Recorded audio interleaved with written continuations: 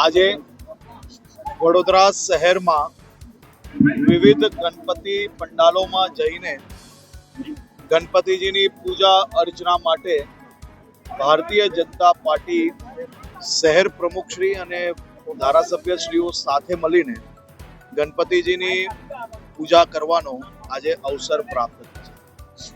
આજે વડોદરા શહેરમાં કરીબન 20 જગ્યા ઉપર વિસ્તારના અલગ અલગ નાગરિકોને મળવાનું અને સાથે સાથે ગણપતિજીની પૂજા અર્ચના અને આસ્થાનો આજે મને અવસર પ્રાપ્ત થવાનો. ખાસ કરીને વડોદરાના દ્રશ્ય મેં જે સોશિયલ મીડિયા અને ટીવી ચેનલોમાં જોયા કે ગણપતિજીની પૂજા આસ્થા જોડે જોડે ઓપરેશન સિંદૂરની શક્તિના દર્શન બી લોકોને કરવાનો અવસર વડોદરાના વિવિધ મંડળોમાં પ્રાપ્ત થઈ રહ્યો છે. ભારતીય સેનાના એ જવાનોને ગણપતિજીની પૂજા જોડે જોડે આ શહેરના નાગરિકો અભિનંદન આપી રહ્યા છે. સાથે સાથે સ્વદેશી અપનાવો એ થીમ પર બી અનેક જગ્યાઓ ઉપર ગણપતિજીના પંડાલો સજાવવામાં આવ્યા છે. આ ખૂબ અદ્ભુત પ્રયાસો છે.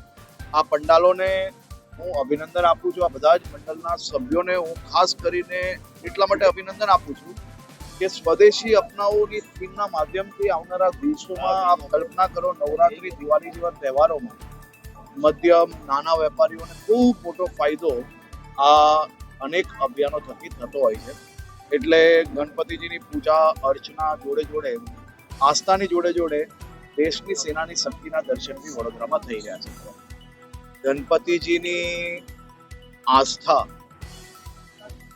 અને ગણપતિજીના આ સ્થાપના